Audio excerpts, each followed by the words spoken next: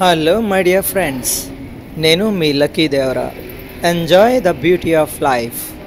Friends, మనం ఈరోజు 7th యూనిట్లో నుండి రోజు లెసన్ తెలుగు సారాంశం తెలుసుకుందాం. The name of the lesson is madam rides the bus. So let us start the summary in Telugu. Madam bus ప్రయాణం ఒక ఆసక్తికర కథ. దానిని వల్లి చెబుతుంది. వల్లి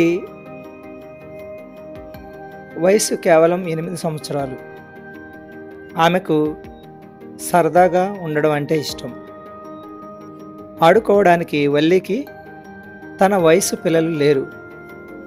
అందువలన ఆమెకు అత్యంత ఇష్టమైన కాలక్షేపం ఇంటి ముందు తలుపు వద్ద నిలబడి బజార్లోకి చూడడం.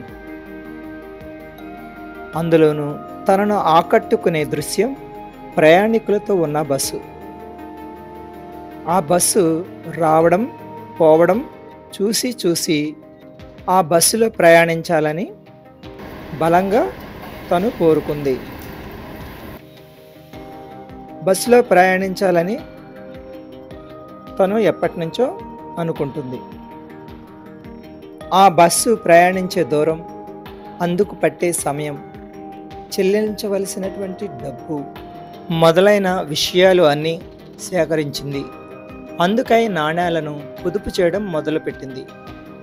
ఆట బొమ్మలు, తినుబండరాలు కొనుక్కోవాలనే కోరికలను నిగ్రహించుకుంది. ఏ సమయంలో వెళ్ళాలో కూడా ప్రణాళిక వేసుకుంది. వల్లి తల్లికి మధ్యాహ్నం నిద్ర అలవాటు. ఆ సమయం తనకు బాగా అనుకూలం. ఒక మంచి రోజున బస్ స్టాప్కు వెళ్ళింది. బస్సు ఎక్కడానికి కండక్టర్ సహాయం అందించబోయాడు. కానీ వల్లి తనకు సహాయం అవసరం లేదు అని చెప్తుంది. తను చిన్నపిల్లను కాను అని పదే పదే ప్రకటించింది. ఆ కండక్టర్ మంచి సరదా మనిషి. వల్లిని అతను మేడం అని సంబోధించాడు. చప్పట్లతో నవ్వులతో వల్లి తన బస్సు ప్రయాణాన్ని ఆనందిస్తూ ఆస్వాదించసాగింది.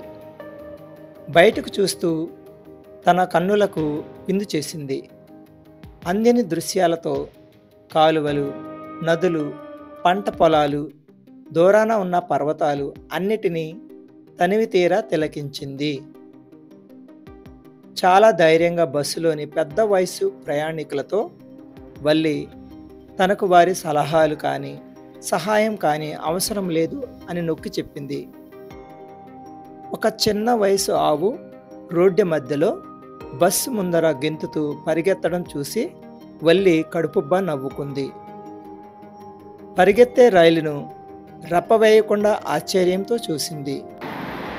పట్టణంలో దుకాణాలను, వాటి నిండా ఉన్న వస్తువులను, ప్రజలను చూసి ఆనందించింది. అక్కడ ఆమె బస్సులోంచి కిందకి దిగలేదు.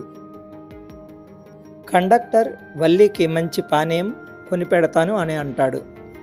వల్లి మర్యాదగా తిరస్కరించింది. అదే బస్సులో ఇంటికి తిరిగి ప్రయాణం కొనసాగించింది.